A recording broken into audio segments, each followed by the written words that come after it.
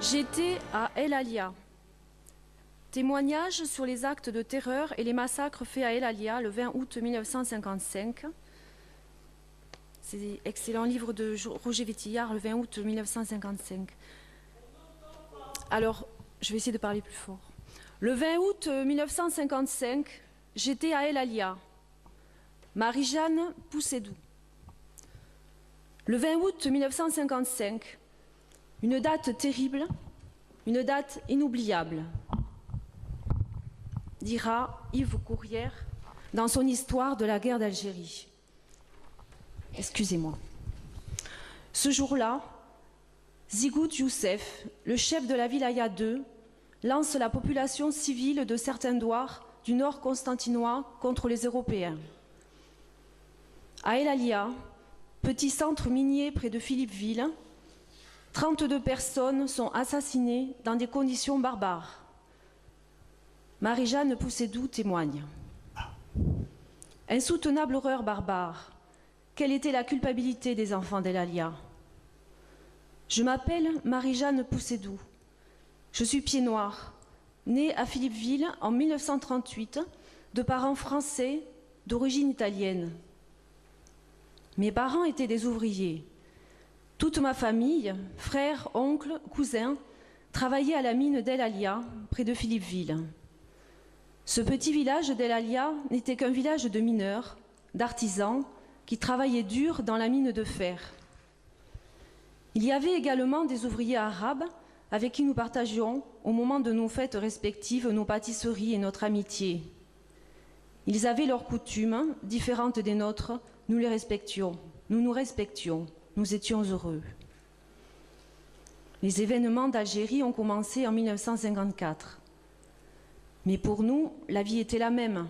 Nous ne nous méfions pas de nos amis arabes. Je me suis mariée le 13 août 1955.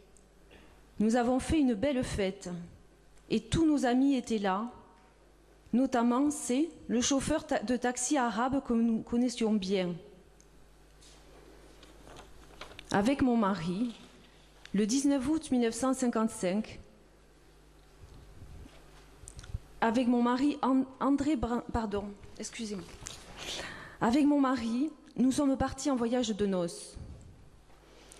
Le 19 août 1955, avec mon mari André Brandy, ingénieur des mines employé au bureau de la recherche minière d'Algérie, nous avons pris le taxi de C pour rentrer à El Alia. Pendant le trajet, C nous dit « Demain, il y aura une grande fête avec beaucoup de viande. » Je lui répondis « Quelle fête? Il n'y a pas de fête. » Je pensais qu'il plaisantait. Le lendemain, 20 août, tous les hommes étaient au travail à la mine, sauf mon mari. Il était juste midi, nous étions à table, quand soudain, des cris stridents, les you-you des mauresques et des coups de feu nous ont surpris. Au même moment, ma belle-sœur Rosée, sa petite dernière Bernadette, 3 mois, dans les bras arrive, affolée, suivie de ses enfants, Geneviève, 8 ans, Jean-Paul, 5 ans, Nicole, 14 ans, Anne-Marie, 4 ans. Son aîné, Roger, âgé de 17 ans, était à la mine avec son père. Avec ma mère, mon frère Roland de 8 ans, Suzanne, ma sœur de 10 ans, Olga, mon autre sœur de 14 ans, et mon mari, nous avons compris qu'il se passait quelque chose de grave. Les cris étaient épouvantables. Ils criaient « Nous voulons les hommes !» Je dis à mon mari « Vite, va te cacher dans la buanderie !» Nous nous sommes enfermés dans la maison, mais les félagas ont fait irruption en cassant la porte à coups de hache. À notre grande stupeur, c'était C, le chauffeur de taxi, l'ami, qui avait assisté à mon mariage. Je le revois encore comme si c'était hier. Il nous a poursuivis de la chambre à la salle à manger, puis dans la cuisine. Nous étions pris au piège. C, avec son fusil de chasse, nous menaçait. Il a immédiatement tiré sur ma pauvre mère, en pleine poitrine. Elle essayait de protéger mon petit frère Roland. Elle est morte sur le coup, avec Roland dans ses bras, lui aussi gravement atteint.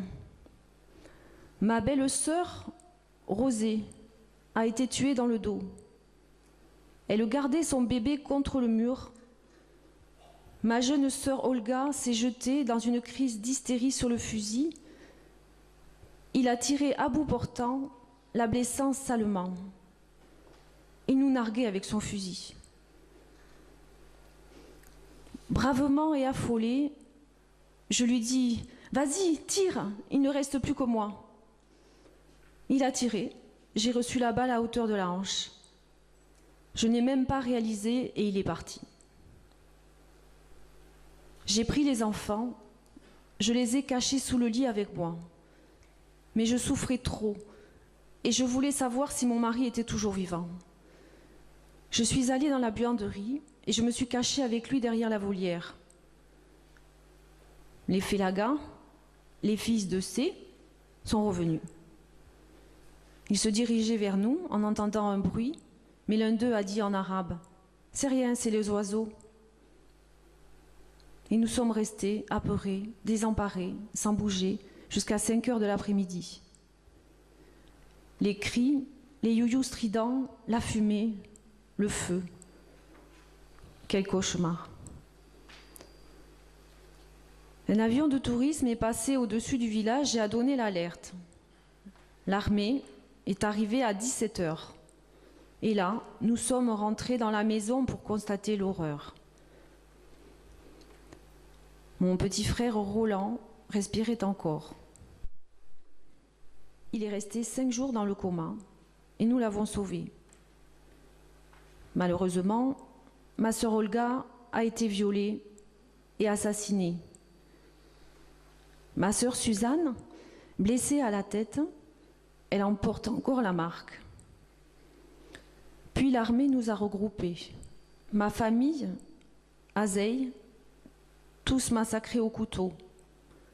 La sœur de ma mère, son mari, ses 2 filles, dont l'une était paralysée.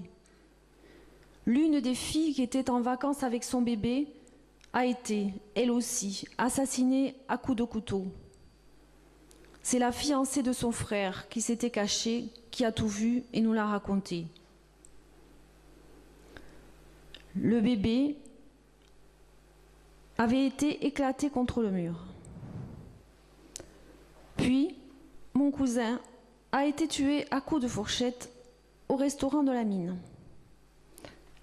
Le frère de ma mère, Piero Scafoto, a été lui aussi massacré en voulant sauver ses enfants à coups de couteau, les parties enfoncées dans la bouche, ainsi que mon neveu Roger, âgé de 17 ans. Mon père, sourd de naissance, blessé à coups de couteau, s'était réfugié dans une galerie abandonnée. Il n'a pas entendu l'armée. On ne l'a retrouvé que 15 jours plus tard, mort à la suite de ses blessures. Il a dû souffrir le martyre.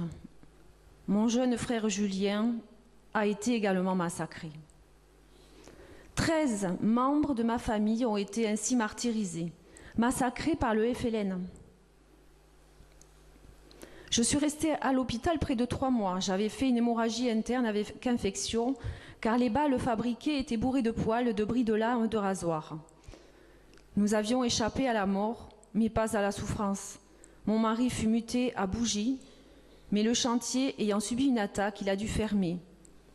Puis à Ampère, près de Sétif, et finalement au Sahara. Mais les femmes n'étaient pas admises. J'ai été recueillie avec mes 2 frères à la Cône-les-Bains, chez les sœurs de Saint-Vincent-de-Paul, et j'y étais déjà venue plus jeune. Le Félaga meurtrier de ma famille a été arrêté. J'ai dû venir témoigner pendant 3 ans en Algérie, car j'étais le seul témoin. Mon témoignage fut mis en doute, du moins la façon dont les miens ont été massacrés. Ils ont déterré ma mère pour voir si je disais la vérité. Je n'en pouvais plus. On a retiré plusieurs balles et la seule chose de positive dans tout ce cauchemar, C'est le collier qu'elle portait que l'on m'a remis. Collier dont je ne me séparerai jamais. Marie-Jeanne Poussédou.